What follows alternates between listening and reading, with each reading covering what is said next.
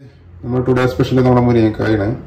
അതായത് നമ്മൾ ചെയ്യുമ്പോൾ വെച്ചാൽ ഇത് പീസാക്കിയിട്ട് ചൂടെടുത്തിട്ട് ഒന്ന് വേവിക്കും. അതിനുശേഷം കുറച്ച് മഞ്ഞപ്പൊടിയും ഉപ്പും കുരുമുളകും ഇട്ടിട്ട് ഒന്ന് ഗ്രേവി ടൈപ്പ് പോലെ. ഗ്രേവി വെച്ചാൽ ഇത് എൻ്റെ മജ്ജ മാത്രം എടുക്കുള്ളൂ കേട്ടോ.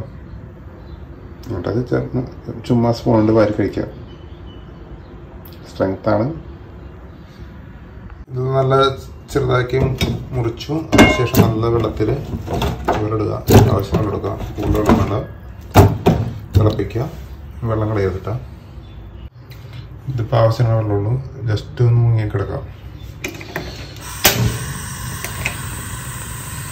ഒരു 5 മിനിറ്റ് വേണ്ട. ഒന്ന് വാടുന്നേരം ഒന്ന് ചൂടാക്കാം.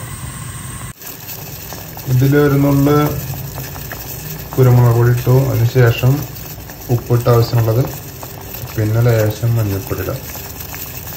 അതിൻ്റെ വിഷാംശം പോകാനായിട്ട്. കൂടുതലാകരുത്. ലേശം മഞ്ഞൾപ്പൊടി.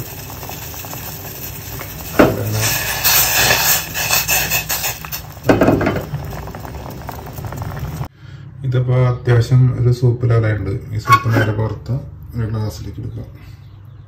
ഇത് കുടിക്കട്ടെ. ഇത്ര വെള്ളം പാടുള്ളൂ. നല്ല മുരിങ്ങക്കായ അല്ലെങ്കിൽ കയ്പുണ്ടാവും. ഇപ്പോൾ ചൂടാക്കി നോക്കട്ടെ ടേസ്റ്റ്. ഇത് കുരുമുളക് പൊടി, ഉപ്പ്, ആവശ്യത്തിന് മഞ്ഞൾപ്പൊടി മാത്രം കേട്ടോ.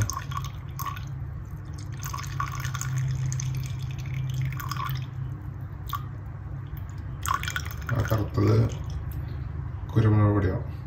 ഇതിന് ശേഷം നേരെ പ്ലേറ്റിലേക്ക് വറക്കാം. നല്ല ആവി വറക്കണല്ലോ. മുരിങ്ങ സൂപ്പ് റെഡി ചെയ്യുന്നത് കഴിച്ചു. നല്ല ടേസ്റ്റ് ഉണ്ട്. എന്തായാലും എക്സ്പീരിയൻസ് ചെയ്യും.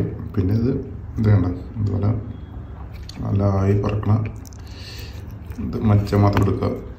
എന്നൊക്കെ സ്പൂൺ എടുത്ത് കഴിഞ്ഞാൽ റെഡിയാക്കി കഴിക്കാം.